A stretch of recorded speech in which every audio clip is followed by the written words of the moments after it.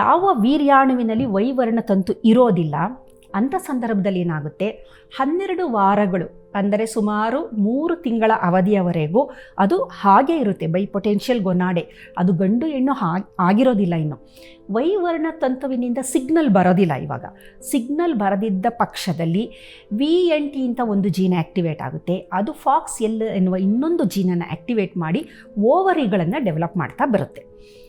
ನಂತರ ಈ ಹೊರಜನನೇಂದ್ರಿಯಗಳು ಯಾವ ರೀತಿ ಡೆವಲಪ್ ಆಗುತ್ತೆ ಅಂದರೆ, ಓವರಿಗಳು ಡೆವಲಪ್ ಆದಾಗ ಎಸ್ಟ್ರೋಜನ್ ಹಾರ್ಮೋನು ಬಿಡುಗಡೆಯಾಯಿತು.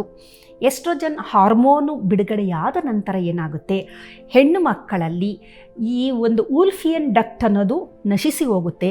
ಮುಲ್ಲೇರಿಯನ್ ಡಕ್ಟ್ ಇದೆಯಲ್ಲ, ಅದರಿಂದ ಫೆಲೋಪಿಯನ್ ಟ್ಯೂಬು, ಯೂಟರಸ್ಸು, ಅಪ್ಪರ್ ವೆಜೈನಾ ಇವುಗಳು ಹೊರಜನನೇಂದ್ರಿಯಗಳು ಮಾರ್ಪಾಡಾಗುತ್ತೆ. ಇದಾದ ನಂತರ ಹೊರಜನನೇಂದ್ರಿಯದಲ್ಲಿ ಮುಖ್ಯವಾಗಿ ಜೆನೈಟಲ್ ಟ್ಯೂಬರ್ಸಲ್ ಅಂತೀವಿ, ಅದು ಕ್ಲಿಟೋರಿಯಸ್ ಅಂತ ಹೊರಜನನೇಂದ್ರಿಯ ಹೆಣ್ಣು ಮಕ್ಕಳದ್ದು. ಲೆಬಿಯಾ ಮೇಜರ್, ಲೆಬಿಯಾ ಮೈನರ್, ಈ ಥರ ಹೊರಜನನೇಂದ್ರಿಯಗಳು ಬೆಳವಣಿಗೆ ಆಗುತ್ತೆ, ಒಳಜನನೇಂದ್ರಿಯಗಳು ಬೆಳವಣಿಗೆ ಆಗುತ್ತೆ. ಇಲ್ಲಿ ಮುಖ್ಯವಾಗಿ SRY ಜೀನಿನ ಇನ್ಸ್ಟ್ರಕ್ಷನ್ ಇರೋದಿಲ್ಲ. ಅಂತಹ ಸಂದರ್ಭದಲ್ಲಿ ಮಾತ್ರ ಅದು ಓವರಿ ಡೆವಲಪ್ ಆಗಿ ಓವರಿಯಿಂದ ಎಸ್ಟ್ರೋಜನ್ ಡೆವಲಪ್ ಆಗುತ್ತೆ. ಹಾಗಾಗಿ ಒಂದು ಗಂಡು ಅಥವಾ ಹೆಣ್ಣು ಭ್ರೂಣದ ಬೆಳವಣಿಗೆ ಅದರ ಹಿಂದೆ 100 ಮಾಲಿಕ್ಯೂಲ್ಸ್ಗಳು ಇನ್ವಾಲ್ವ್ ಆಗಿದೆ. ಇದು ಅತ್ಯಂತ ಸಂಕೀರ್ಣವಾದ ಒಂದು ಪ್ರಕ್ರಿಯೆ ಅಂತ ಹೇಳ್ಬೋದು. ಒಂದೇ ಒಂದು ಜೀನಿನಲ್ಲಿ ವ್ಯತ್ಯಾಸ ಏನಾರು ಆದರೆ ಅಂಥ ಸಂದರ್ಭದಲ್ಲಿ ಆತ ಪರಿಪೂರ್ಣವಾಗಿ ಗಂಡು ಆಗೋದಿಲ್ಲ ಅಥವಾ ಪರಿಪೂರ್ಣವಾಗಿ ಹೆಣ್ಣು ಆಗೋದಿಲ್ಲ. ಅಂತಹ ಬೇಕಾದಷ್ಟು ಕಂಡೀಷನ್ಗಳು ನಮ್ಮ ಸಮಾಜದಲ್ಲಿದೆ. ಆದರೆ ಏನಾಗುತ್ತೆ ಅಂದರೆ, ಯಾರು ಅದನ್ನು ಹೇಳ್ಕೊಳಕ್ಕಾಗೋದಿಲ್ಲ.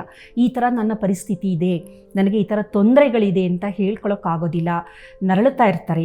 ಕೆಲವೊಬ್ಬರು ಇದನ್ನು ಮರೆಮಾಚಿ ಮದುವೆನೂ ಆಗ್ತಾರೆ. ಮದುವೆನೂ ಆದಂಥ ಸಂದರ್ಭದಲ್ಲಿ ಆ ನಂತರ ಗೊತ್ತಾಗುತ್ತೆ, ಇವನಿಗೆ ಈ ಥರ ತೊಂದರೆ ಇದೆ ಅಂತ. ಆವಾಗ ಅವರ ಸಾಂಸಾರಿಕ ಜೀವನ ಹಾಳಾಗುತ್ತೆ.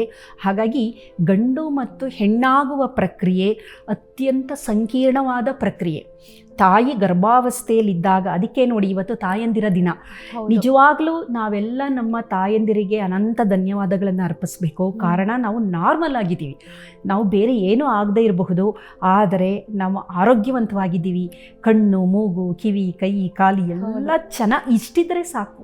ಮಿಕ್ಕದ್ದು ನೀವು ಸಾಧನೆ ಮಾಡ್ಬೋದು. ಇಷ್ಟೆಲ್ಲ ಇದ್ದರೆ ನಂತರ ನೀವು ಸಾಧನೆ ಮಾಡ್ಬೋದು. ಆದರೆ ಒಂದು ಆರೋಗ್ಯವಂತ ಶಿಶು ಹುಟ್ಟಬೇಕು ಅಂದರೆ ಗರ್ಭಿಣಿಯರ ಒಂದು ಏನು ಕರ್ತವ್ಯ ಇದೆಯಲ್ಲ ತುಂಬ ಮುಖ್ಯ. ಅವರು ಸೇವಿಸುವ ಆಹಾರ, ಅವರ ಪರಿಸರ ಮತ್ತು ಅವರ ಜೀವನ ಶೈಲಿ ಇದೆಲ್ಲದು ಬೆಳೆಯುತ್ತಿರುವ ಭ್ರೂಣದ ಮೇಲೆ ನೇರವಾಗಿ ಪರಿಣಾಮ ಬೀರೋದ್ರಿಂದ ಇದು ಗಂಡು ಮತ್ತು ಹೆಣ್ಣಾಗುವ ಪ್ರಕ್ರಿಯೆ ಇದೆಯಲ್ಲ, ಗಂಡು ಮಗು, ಕೆಲವರು ಹೇಳ್ತಾರೆ ನನಗೆ ಗಂಡು ಮಗು ಬೇಕು ಅಂತ. ಗಂಡು ಅಥವಾ ಹೆಣ್ಣು ಅನ್ನೋದು ನಮ್ಮ ಕೈಲಿಲ್ಲ, ಅದೆಲ್ಲ ಇರೋದು ಜೀನ್ಸ್ಗಳಲ್ಲಿ. ಯಾವ ವರ್ಣತಂತು ಇದೆ, ವೈವರ್ಣತಂತು ಇದ್ದರೆ ಗಂಡು ಮಗು ಆಗುತ್ತೆ. ವೈವರ್ಣತಂತು ಇಲ್ಲ ಅಂದ ಪಕ್ಷದಲ್ಲಿ ಅದು ಹೆಣ್ಣು ಮಗು ಆಗುತ್ತೆ. ಬರೀ ವೈವರ್ಣತಂತು ಮಾತ್ರ ಅಲ್ಲ, ಪೂರಕವಾಗಿ ಹಲವಾರು ಜೀನ್ಸ್ಗಳಿದೆ. SRY ಜೀನು, SOX9, ಅದರ ಜೊತೆ VNT, FOXL, ಈ ಥರ ನಾನು ಸುಮ್ಮನೆ ಒಂದೊಂದಷ್ಟು ಹೇಳಿದ್ದೀನಿ. ಈ ಥರ 100 ಜೀನ್ಗಳಿದೆ. ಅದು ಜನಸಾಮಾನ್ಯರಿಗೆ ಅರ್ಥ ಆಗಲಿ ಅಂತ ಕೆಲವೊಂದು ಮಾತ್ರ ಹೇಳ್ತಾ ಇರೋದು. ಇಲ್ಲಾಂದರೆ ತುಂಬ ಕಾಂಪ್ಲಿಕೇಟ್ ಆಗಿಬಿಡುತ್ತೆ, ಅರ್ಥ ಆಗೋದಿಲ್ಲ ಅನ್ನೋ ದೃಷ್ಟಿಯಿಂದ. ಮೇಡಮ್, ನೀವು ಈಗ ಹೇಳ್ತಾ ಇದ್ರಿ ಭ್ರೂಣ 1.5 ತಿಂಗಳಾಗೋವರೆಗೂ ಯಾವ ಲಿಂಗ ಅನ್ನೋದು ಗೊತ್ತಾಗೋದಿಲ್ಲ, ಆನಂತರ